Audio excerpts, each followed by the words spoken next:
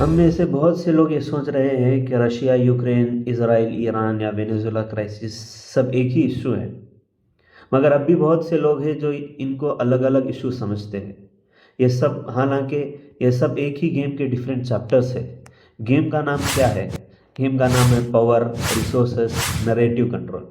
और प्लेयर्स कौन है? अमेरिका, रशिया, चाइना और बाकी कंट्रीज बस खाली चेस के मोहरे बन गए।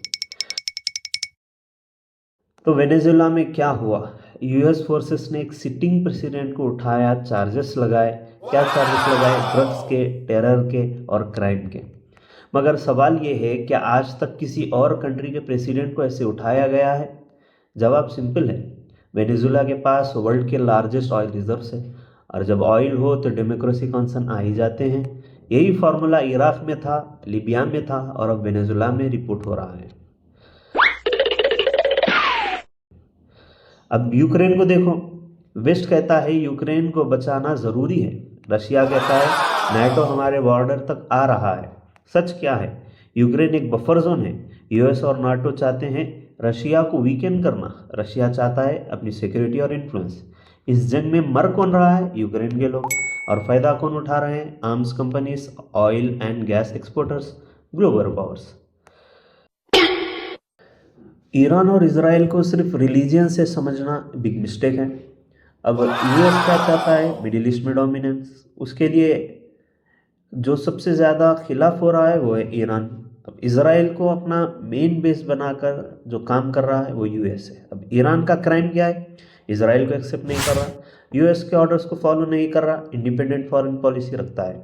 और यूएस के सैंक्शंस लगने के बावजूद वो अपने पैरों पर खड़ा है। इसलिए sanctions, pressure, proxy Wars, Gaza, Lebanon, Yemen सब इस चेस बोर्ड का हिस्सा बन चुके हैं। यहाँ भी ह्यूमैनिटेरियन स्लोगन्स यूज होते हैं, लेकिन असली इशू है रिलीजियन डोमिनेंस। आओ चाइना पर। चाइना ने क्या गुनाह किया?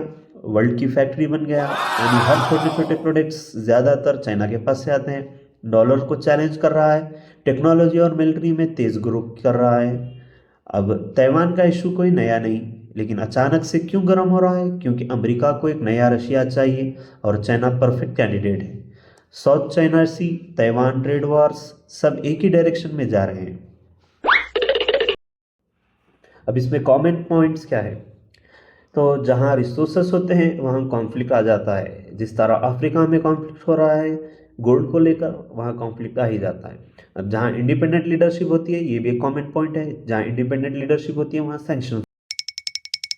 ये दुनिया वैल्यूज से नहीं, इंटरेस्ट से चल रही है। आज वेनेजुला, कल ताइवान या फिर यूक्रेन का और भी बुरा बुरा हाल हो सकता है। मगर आप लोग एक काम कर सकते हैं, वो है मेरे चैनल को सब्सक्राइब और लाइक। जज़ाकल्लाह।